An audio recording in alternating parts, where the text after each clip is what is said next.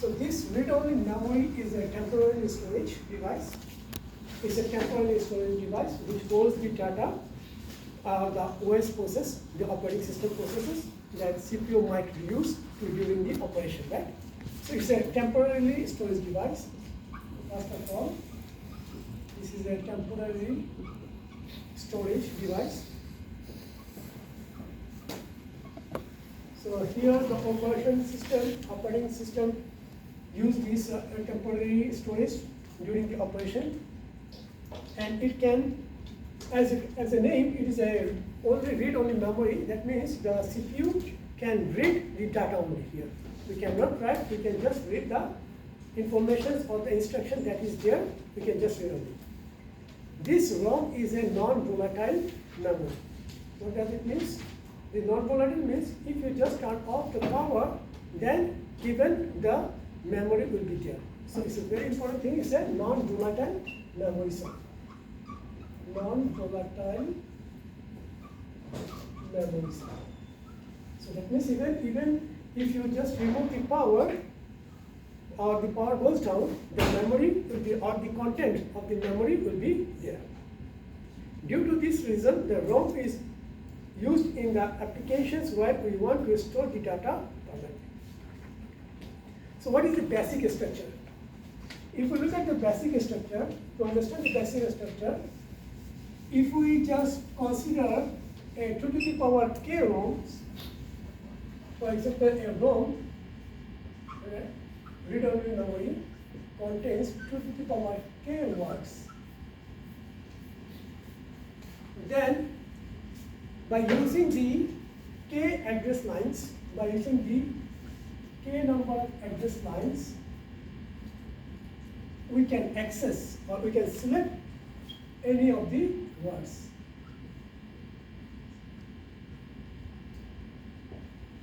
If my ROM is 2 to the power k words, by using the k number of address lines, we can select any of these k words. And once the ROM is enabled, then the data that is available there will be come out at the output. So now if the data or the word length is n number of bits, if the word has a length of n number of bits, then the output will be n bits. Output will be n bits. So we can say that for 2 to the power k word ROM, it has k inputs and n outputs. So we'll try to design the circuit basic structure. So we just understand that this is a read-only memory, and if this is a 2 to the power k words memory, then by using k number of address lines, we can use any of these 2 to the power k words. And if once the ROM is selected, then the words will be come out at the output side. And now if the output is the n number of bits, if the word is of n number of bits, then output will also be n number of bits. So we can say that for 2 to the power k word ROM, there are k inputs and n number of outputs. Okay. In the traditional ROMs, the binary information which you want to store within the ROM must be specified by the designer during the fabrication. As you mentioned that this is a read-only memory. That means the program that you want is supposed to be stored there during the fabrication. So the designer, they need to mention that during the who will fabricate this one, they need to mention what is their program. For example, say we want to design a binary to gray code conversion, right? So for that particular program, it's supposed to be specified so that the ROM will be designed in such a way that whenever you will give the binary inputs, it will give you the gray outputs. So the program will be specified during the fabrication. And during the fabrication of the ROM, the patterns of ones and zeros will be established. The patterns of zeros, ones and zeros will be established. How it will be the pattern? So if I draw the internal structure of this ROM, for example, we choose 32 by 8 row. So let me draw a block diagram of the internal structure of 32 times 8 row.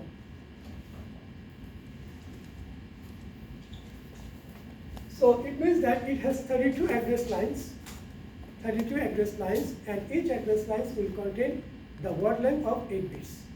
So to select to any of these 32 address lines, we have to use a decoder circuit. So as there are 32 address lines, so we can use a 5 by 32 decoder circuit. By selecting the combination of the input line or address lines, we can select any of the output of the decoder. As you already know, depending on the input combinations of the decoder, only one output at a time will get high, right? So if I draw this circuit, so that means there will be a decoder circuit. It is known as 5 into 32 decoder. That means there will be 5 input lines. Here we are calling it address input. 1, 2, 3, 4, 5. So these are known as address input. So in the decoder circuit, there is another input called enable input. So then enable input E. So here is a 5 into 32. So the output will be 32 output lines. So if I draw these output lines,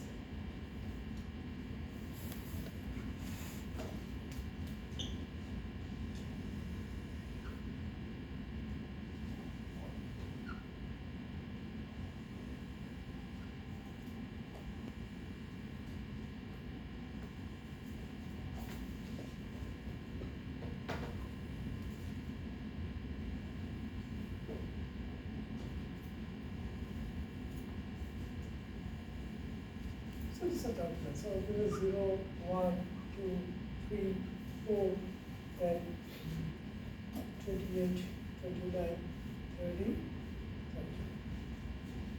So this is 5 input, 5 by 32 decoder circuit. So these input lines are the address lines. So now we have 32 address lines. Then we'll have a connection to here.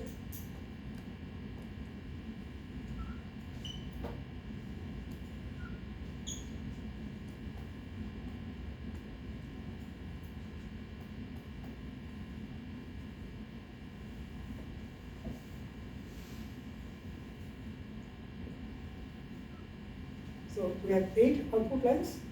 So each address or each word contains of n bits. As I mentioned, if the words or if each word contains of n bits, the output will be n. Here each word contains of 8 bits. So here we have 8 lines. Then to get these 8 outputs, we should use a OR gate here. 8 OR gate here. Sorry, my drawing is not so good. I hope this you can do these things. So D0, you can think like D0 to D7 or from here to here. You can choose LSB here or you can choose LSB here. Okay? Now, so this is the internal structure of 32 by 8 row. This is the internal structure of the 32 by 8 row. This 32 by 8 row consists of 32 words, we can say. This 32 by 8 row consists of 32 words, and the word length of each word is 8 bits. The word length of each word is 8 bits, and here we have 32 words. With the help of 5 input decoder, it is possible to select any of these 32 words. Okay? So each output of the decoder represents the specific memory address, right? Each of the output, this is the output, 0 to 32, 0 to 31, 31. Each of the output of the decoder represents each memory, or each memory address. So to read the 8 bits of data from each word, it requires total how many OR gates? 8 OR gates. Each OR gate then consists of, we can say, each OR gate now consists of how many inputs? 32 inputs, because each OR gate has a connection from 0 to 31. So each OR gate has 32 inputs. Now we have to design. As I mentioned, the designer will specify their requirement. And now depending how the ROM is programmed with ones and zeros, each output of the decoder is connected to these different OR gates. So at the output we have decoder output, at this side we have OR gates.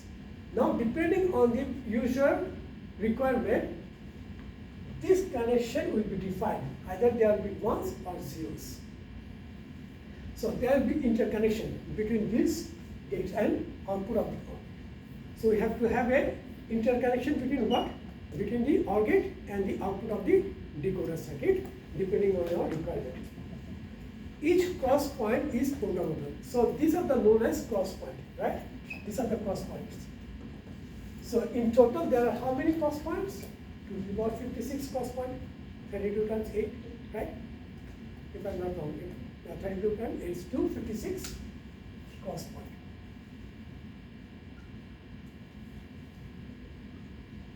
Here we have total 256 cross points or interconnections. So whenever there is an interconnection between the output of the decoder and the OR gate, it is represented by a cross symbol. And whenever there is a cross, we can say this represents as a logic 1. That means if you want to connect any of this output with the OR gate, that will represent as logic 1. If there is no connection between the output of the decoder and the OR gate, it will represent as logic 0. Just for an example, in this example I just choose randomly, these are the cross points for example.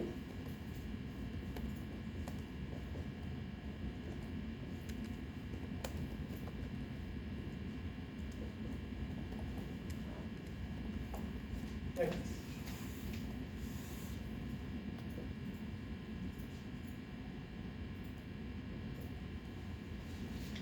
So whenever there is an interconnection, this cross means there is an interconnection between the output of the decoder and the OR gate.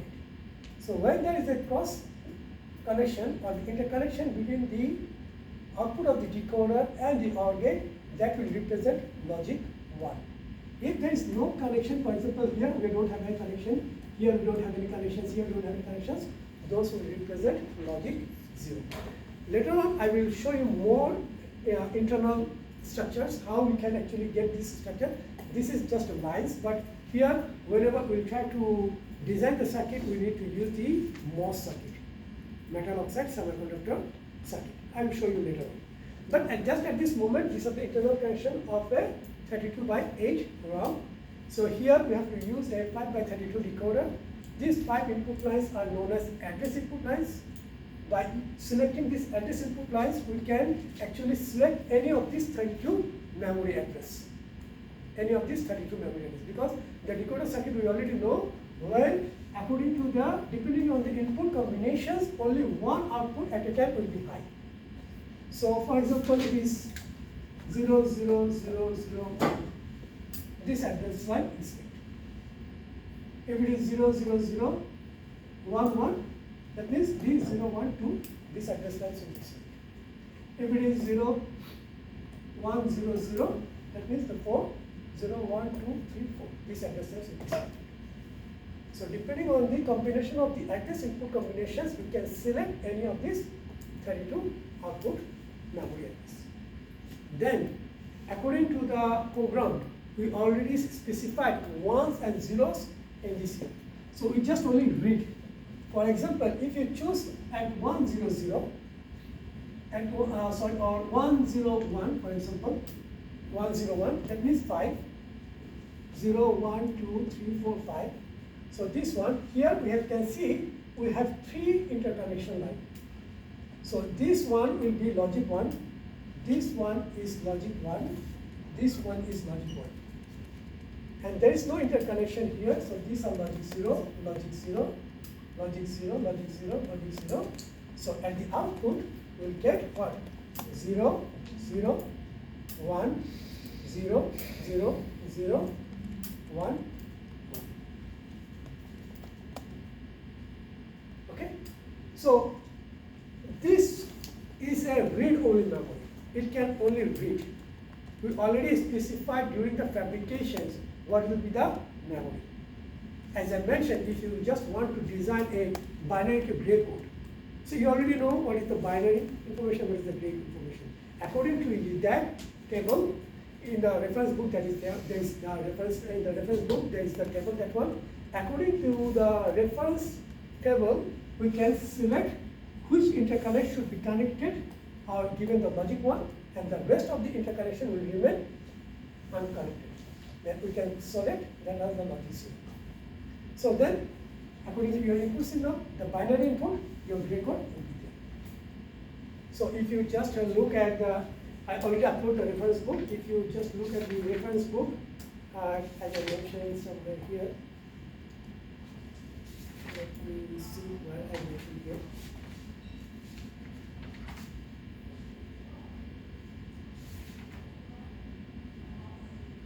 So what I mentioned. So this is in the, I'm not sure whether the reference book is the same or the same version. It is around 455 page number. 455.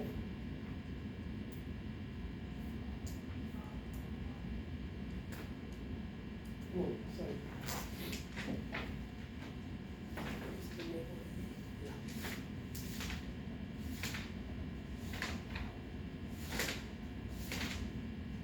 It's sorry, 555. So you can see the table is there. So the table is there.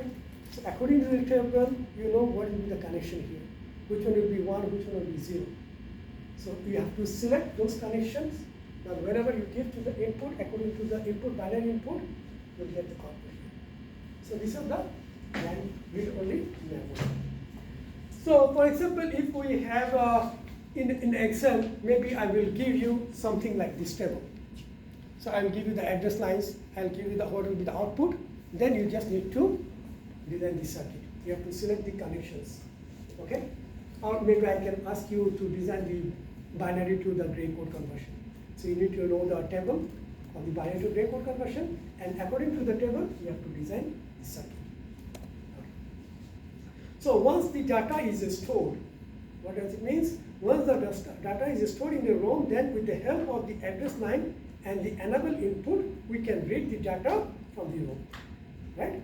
So when the data is stored in the ROM by using the address line and also with the enable input, if the enable input is low, it will not work. And sometimes the enable input is also like that. Then when the enable input is low, then this decoder will work. So with the help of the enable input as well as the data input, data address lines, we can just select the fixed memory at the bottom.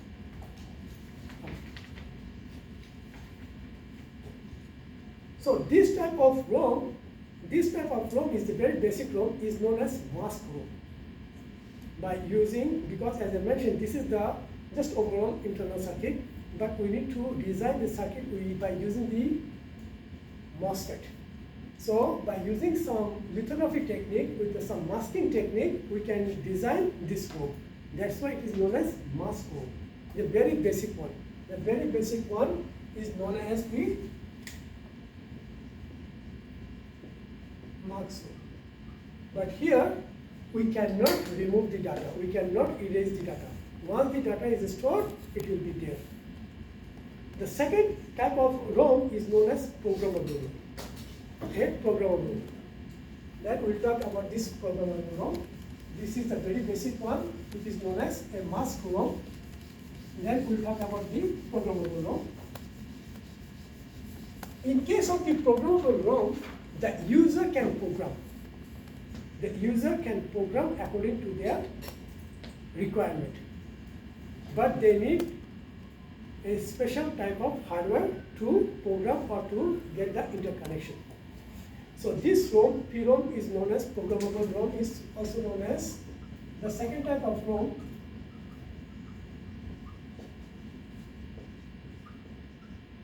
also called as PROM. So PROM is user programmable. to program this ROM, user must have a special type of hardware. In PROM, initially, all the cross connection will be interconnected to each other. So when the manufacturer will give you the PROM, all the interconnection will be connected. That means at the beginning, there are all logic ones. Okay? So you just buy from the shop a PROM. At the very beginning, all the interconnection are interconnected to each other. That means at the beginning, all of them have the logic 1. Now, you have to, according to your requirement, your applications, you actually remove some of these interconnection to make them logic 0. So to remove that one, you need some special hardware. I will show you later. So before programming, we can say that before programming this PROM, then it consists of all ones. That means we can, if I draw just the previous figure that I draw, a 32 by 8 ROM, so it is with the 32 by 8 PROM where all the interconnections are connected to each other. So the cross connection are for everyone. Now according to our requirement, we can remove any of this interconnection. Whenever we remove this interconnection, those interconnect will become logic 0.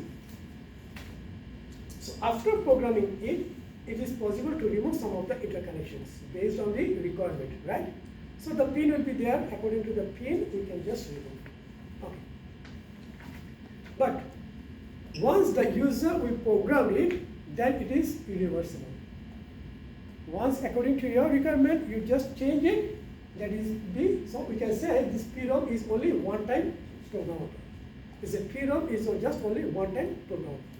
You just bring a PROM, you just change your, according to your requirement, you just change the logic zeros, convert the logic 1 to logic zeros, then it will cannot change anymore. So PROM is just one-time programmable. Then there is another type of PROM which is known as erasable programmable ROM. Erasable programmable ROM. EPROM.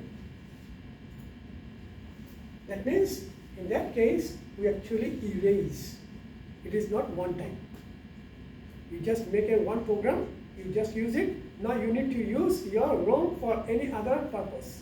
You can erase the program and you can write the new program. So this is the erasable programmable ROM. In this type of ROM, once it is programmed, then by using a special UV light, that means you have to erase. To erase that one, you need a special UV light. By using a special UV light, we can erase some of the interconnection.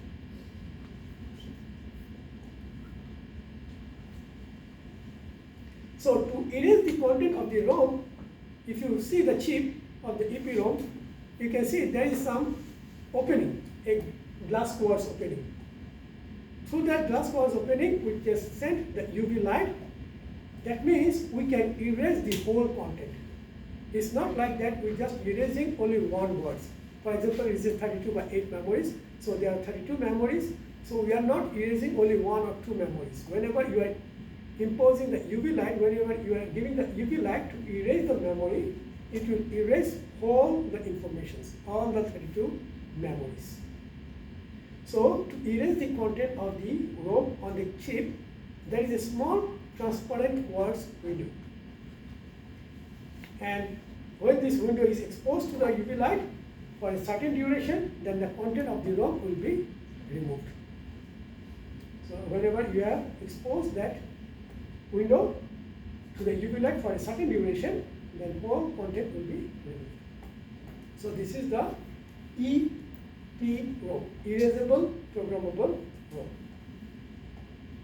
Then we have another one is known as electrically erasable programmable ROM. In this case, in the previous case, we use UV light to erase the program.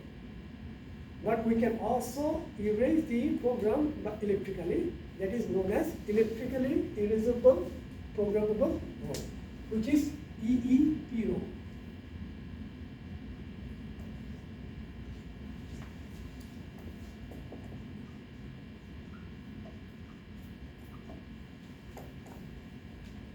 EEPROM, electrically programmable ROM. Here, it is possible to erase the content of the ROM electrically instead of the UV light. Typically, erase and write operations that can be performed on this memory varies from 10,000 to 100,000 times. That means you can erase it, you can reuse it from 10,000 to 100,000 times. The writing cycle is 100,000 times. But here, the size of this electrical erasable programmable ROM is very small. It is only few bytes to few kilobytes. It is just only few bytes to few kilobytes.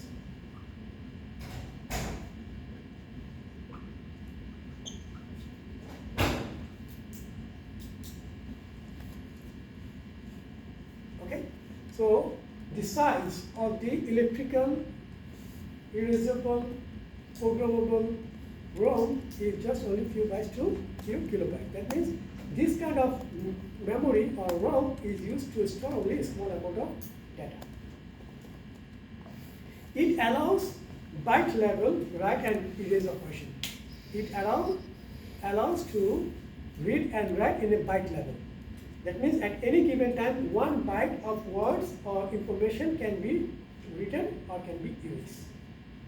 So here in the UV, we mentioned that whenever the window will expose to your UV light for a certain duration, it will actually remove whole content. But in case of electrically erasable programmable ROM, we can erase or write by one byte of information. One byte of information. Okay? So this is the EPROM. So we saw that we have a mask ROM at first, then we have a PROM, programmable ROM, then we saw that we have an erasable programmable ROM, and then we have electrically erasable programmable ROM, right? So we have how many? Mask ROM, then programmable ROM, then EPROM, then erasable programmable ROM, then electrically erasable programmable ROM. These are the four categories. This is all about the ROMs. Though we didn't talk about the RAMs, there are another memory, random access memory, the RAM, that we'll talk later. There is an SRAM and DRAM. So all these RAMs, those of the RAM, because there are 4 types and there are 2 types, all those 6 RAMs or ROMs have some characteristics like this. Some of them will be faster, some of them can be written only, some of them can be written and write, both. In case of read only, we can write the memory here. In case of random access memory, we can read and write. But there is another memory called flash memory. In the flash memory, we can do everything. We can write, we can read. Those are faster. That means these are the highest capacity. In case of EEPROM, where we can erase 100,000 times, but they have the limitation of the capacity, the density. But in case of flash memory, there is a huge storage. Nowadays we already have terabyte range, right? We already have a terabyte flash memory. So unlike the EEPROM, this flash memory supports the block level of erasing. We can also remove a block level. During the erase operation, instead of erasing a single byte at a time, it erases the data of the entire block. So this is another difference between the EEPROM. In the EEPROM, we can erase 1 byte of information at a time, or we can write. In case of flash, we can as a block. In case of flash memory, there are also 2 different kinds of flash memory. One is known as NAND flash, another is known as NOR flash.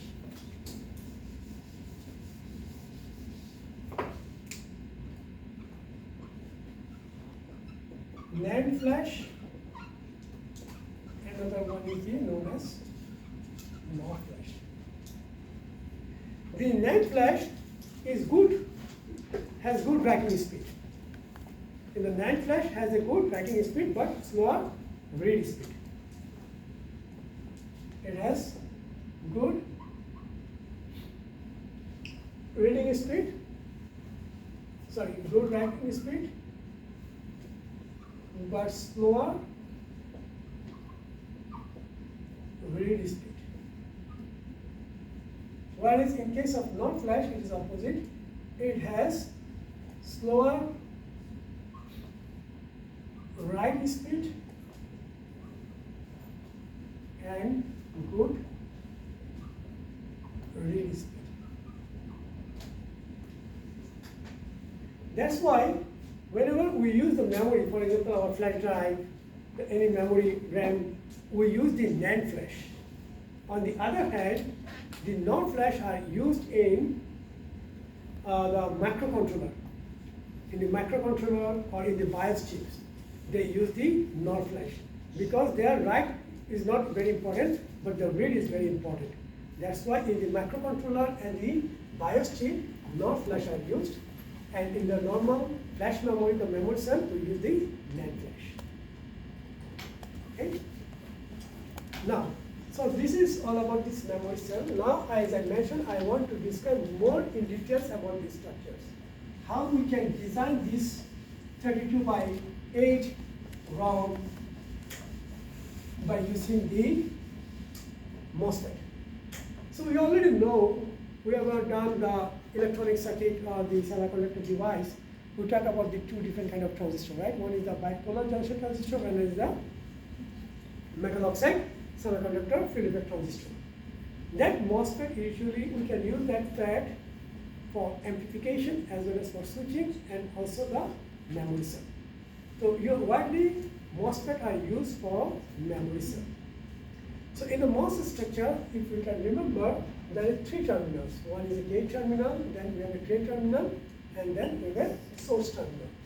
So if I draw this one, and also we know in the MOSFET, there are two different kind of MOSFET. One is known as D MOSFET, another is known as E MOSFET. The E MOSFET means enhancement MOSFET. That means you have to enhance the channel. At the beginning, there is no channel. That means at the beginning, there is no connection between the source and the drain. So if you can remember the symbol of the E MOS, it was used some dashed line. It means this is the source terminal, this is the drain terminal, or this is the drain terminal, this is the source terminal. They are not connected. And this is the gate terminal, and this gap is the oxide layer. This is all about this MOS symbol. This is my gate terminal, then this gap is the oxide layer, and this is the source. For example, here we just use this is the gate terminal for NMOS, and this is the source terminal. So they are not connected, that's why this is dashed line. So whenever we apply a certain gate voltage, a threshold voltage, then the channel will be formed. The current will flow from VDD to ground, or from drain to source. Right? This was the normal basic structure of the MOSFET. So here we design our MOS, our ROM cell. So try to understand with a single MOS ROM cell. So if I can keep that one actually. So if you can just remember, we draw previously. Let me draw here again. A decoder circuit, and then this is the output of the decoder circuit.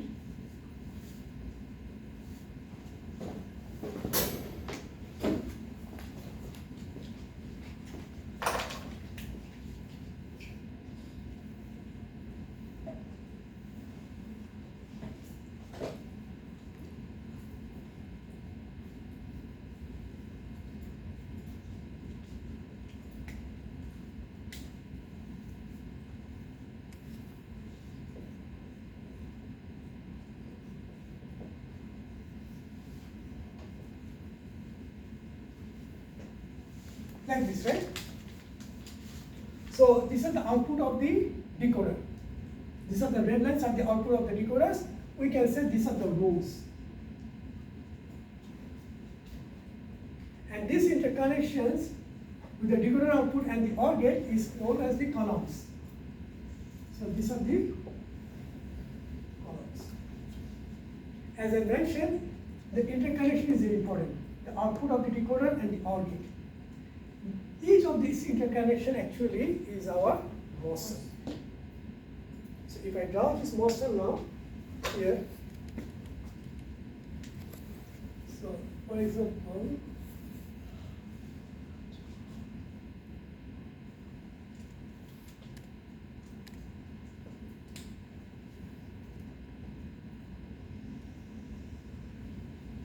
so this is my row and this is my column. Okay? So if I continue here,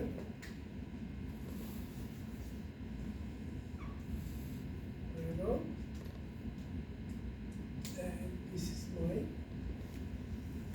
column. Okay? So if I draw this one, I must select now.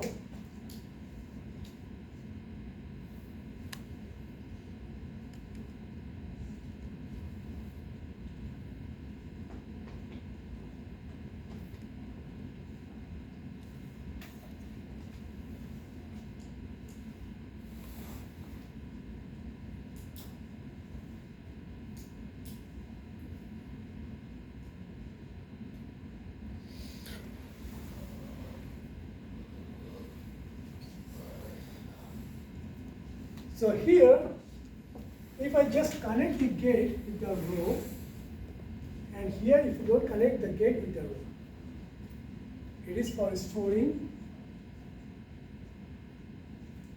1, it is for storing 0. So we can say that the presence of a connection, because this is the decoder line. Look at here. This is the decoder input. This is the decoder output.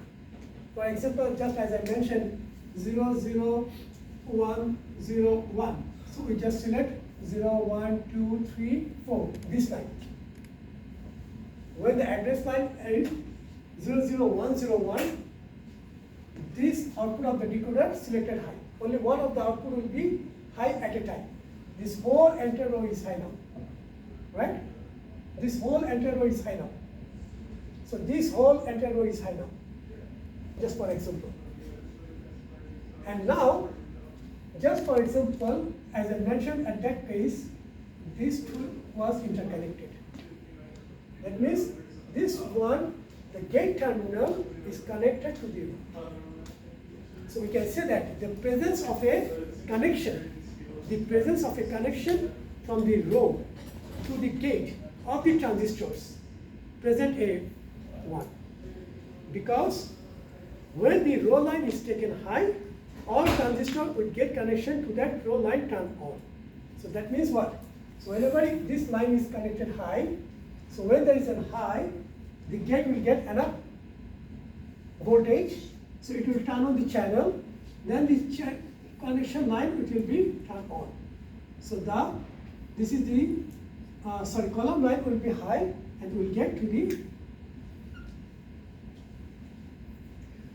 as there is no connection, so it will not be turned on, this MOSFET will remain turned off, so then output will be 0. So output will remain 0. So this is the internal connections of the ROM circuit.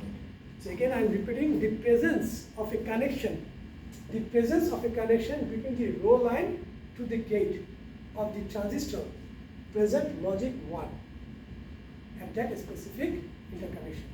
Because when there is a connection between here, the MOSFET will turn on and this column line will get connected to the output. At row oblique column junctions where there are no gate connections, the column line remain low when the row is addressed. So here, as I mentioned, for example, when we keep this address line 101, these 4 output of the decoder get high, active high. So this is my row. So this is the same row. Now here, there is a connection between the gate and the row. So this transistor will turn on, so it will present 1. And there is no connection between the gate and the row. That means there is no connection between row and column junction. This is row and this is column. The red lines are my columns, the green line is row. So when the row column junction is not connected, that means there is no gate connection here. You can see the gate is not connected here. Your transistor will not turn on, it will remain off. So that means this connector, column line will also be 0. So at the output of the OR gate, you will get 0. At the output of the OR gate, here you get 1. Yes. The column wires, what are they connected to on the top side? Just nothing? It's not nothing. So that means we are not giving that way. Here we are giving interconnection, right? This point is not interconnected. That means this one is not interconnected. So that means, as I mentioned, at row junction, row of the column junctions where there are no gate connections, the column lines remain 0. When the row is addressed. Okay? So this is the total internal. If you want, actually, this is the just a block diagram, kind of a block diagram. Actually, in the basic circuit, each and every interconnection point, we have this MOSFET. So, for example, for 32/8, we have 256 interconnection. That means we have 256 MOSFET. And according to our design, we just select the row to the gate terminal. Select to the gate terminal. Then it will give you the results. Is it clear? Can you explain?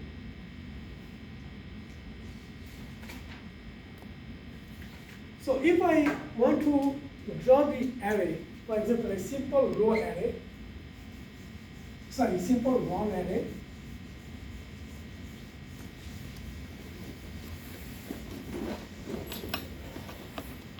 So for example, we have this one.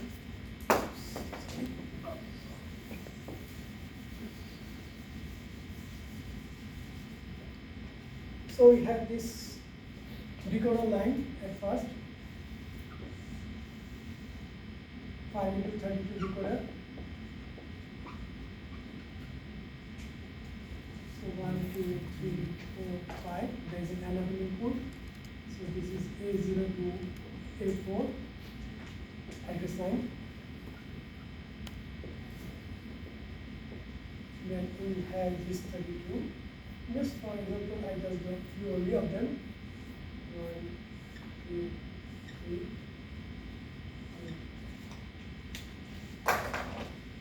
So we can draw each of the block like this, right?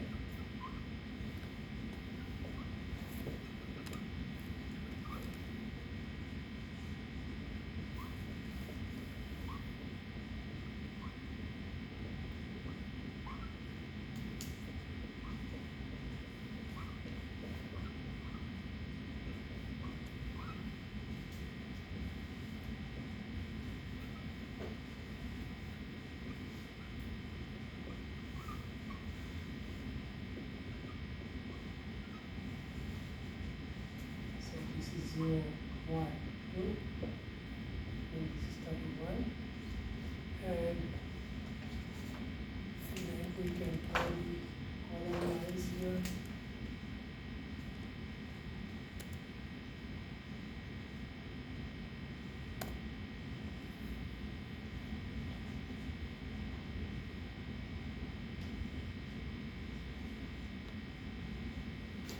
So 8. So B0 to B7. Then we will get our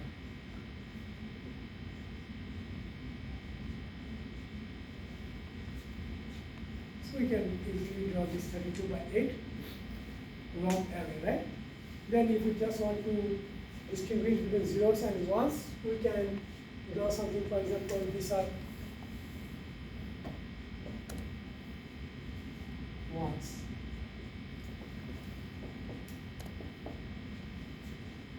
So these blocks are ones. Logic 1. And the blank one is logic 0. So inside each block there is a MOS. So for this one, the gate will be connected to the local. For this case, gate will not connected to the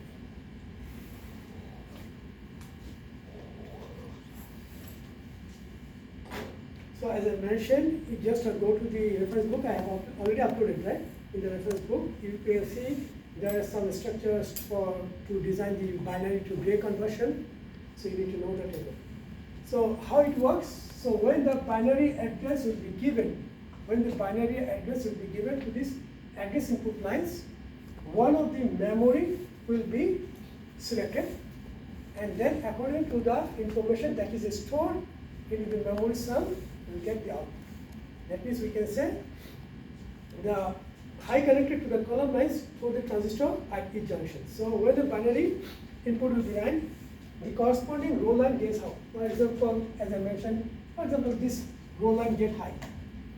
This whole row line will get high because this is 2. So that means if you put 0, 0, 0, 1, 0, 0, 0, 0, 1, 1, then it will be selected. The whole row lines will get high. And these column lines will get high through the junctions. So this column line will get high, this column line will get high, but these two column lines will not get high. So this is how it works. But this is the simple one. But most integrated circuit ROMs have more complicated structures. For example, for 1024, if you want to have a 1024 memory cell. So in case of 1024 memory cell, it means it is 256 by 4. It has 256 memory lines, and each of the memory, the word length is 4 bits. Right? So from here, it seems that it has 256 rows and 4 columns, right? Because it's a 256 memory line, so it's supposed to have 256 rows and only just 4 columns. But in practical, it is not like that. In practical, it is 32 by 32. In practical, it is 32 by 32. How it works? So if I have the block diagram of the chip for this 256 by 8 4 lines, so that means you have to, if you want to select on the 256 address lines, you need 8 inputs. 2 to the power 8 means 256, right? So here, if I have this block diagram, so it will have 1, 2, 3, 4, 5, 6, 7, 8. Then there will be some enable inputs, and it will give you 4 outputs. By using these 8 inputs, 2 to the power 8, we can get 256, 02, 255 address lines. Right? Here, sorry. So 02, 255 address lines here. So then out of the 02 to 255, each memory have the information or the word of 4 bits. Okay. So these are the data output lines. But as I mentioned, this 256 by 4 will be actually in design by 32 by 32. How it will actually design in 32 by 32? In 32 by 32, so at the input side, how many inputs we have? 8 inputs. Out of 8 inputs, the first 5 inputs will be given to select the rows. Okay? So if I draw the block now,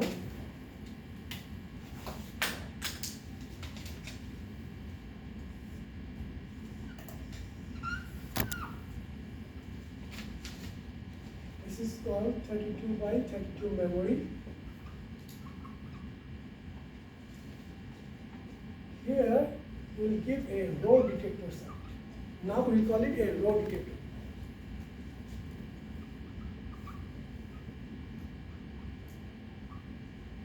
So out of 8 input lines, the 5 input lines will be given here. And of course there is some enable input. So this 5 means we'll get 32. So here will be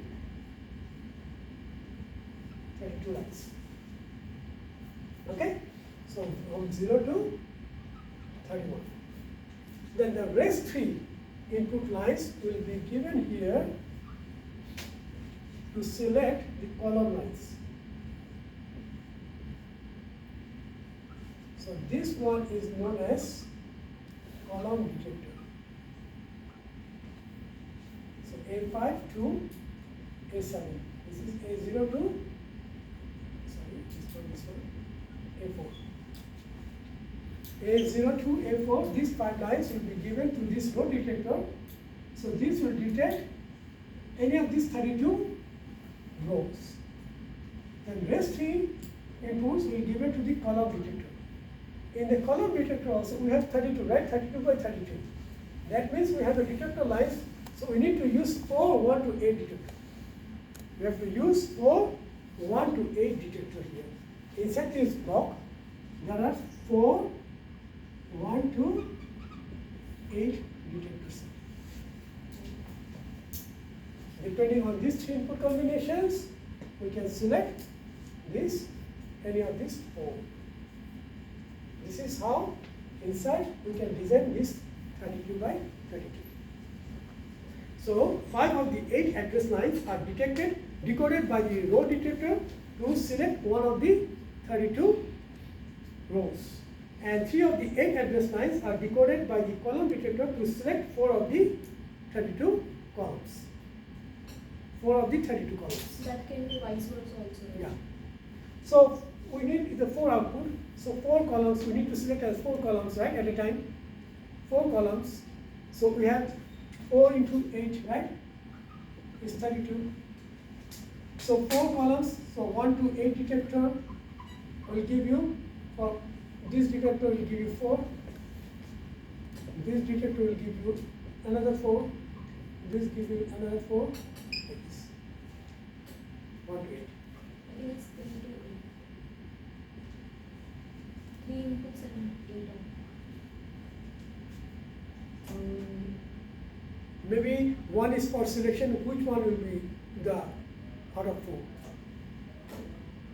Yeah, 3 to 8 detectors, each of them are 3 to 8 detectors, then you have to select with the 0, 1, 0, 0, 0, 1, which of the 4 detectors you have to choose. Because at the, for example, if you want to choose this one, choose this one, so you have to, this is the 4 output only. Okay? So if I'm not wrong, the book they mention 1 to 8 detector. So 1 input, 8 output. 1 input, 8 outputs. 1 to 8 detectors. I need to check. But they mentioned this, so we have a 4 in this decoder circuit, as we have only 4 outputs, because it is 256 by 4.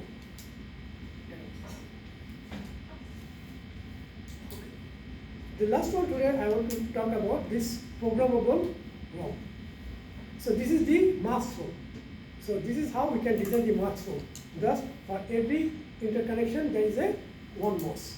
If you connect your gate to the rows, it will consider as a logic 1, or you can say that if you want to store logic 1, you have to connect your gate to the rows.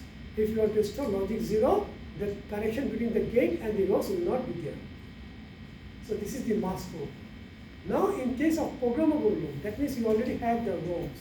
Now according to your requirement, as I mentioned, in case of programmable ROM, before programming, all the interconnections are connected to each other. That means all are logic 1.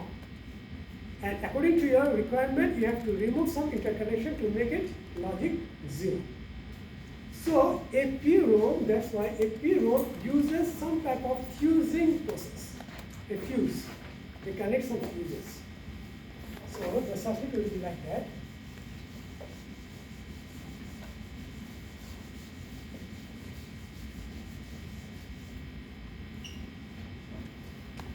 So if this is my row, okay? This is my row. And at the beginning, all of them are connected. Okay?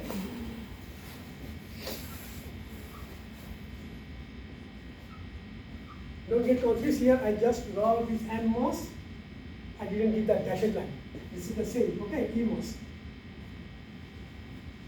So at the beginning, all the gates are connected to the row. So for example, there is another row.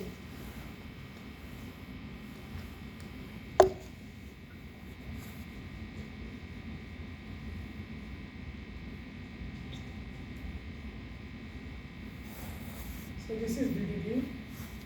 Every part is VDD. VDD. VDD.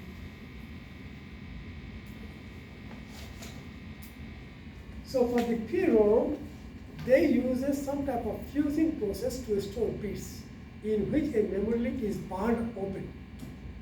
So there is a fuse.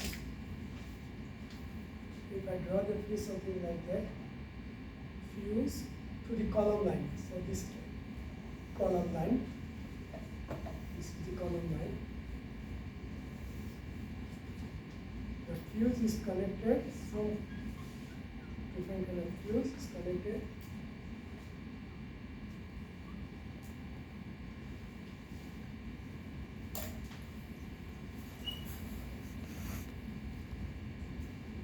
This is the fuses.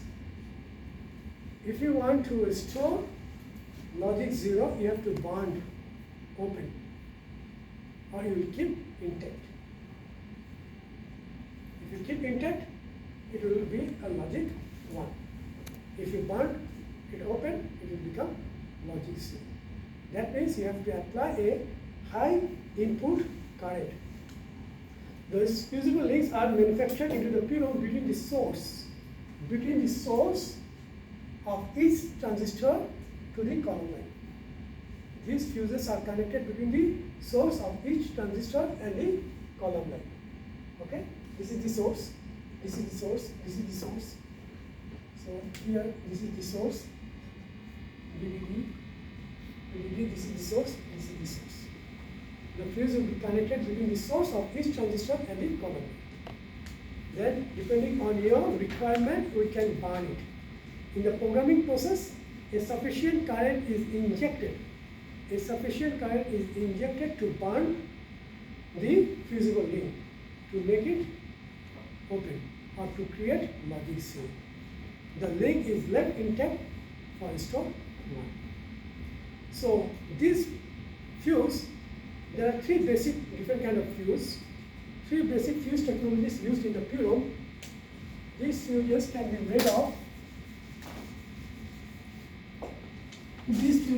made of metal,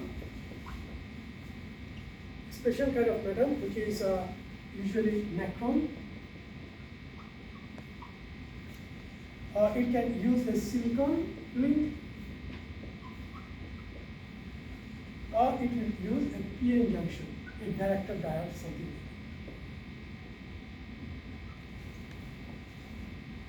So whenever you apply a huge current through it, the metal will burn out.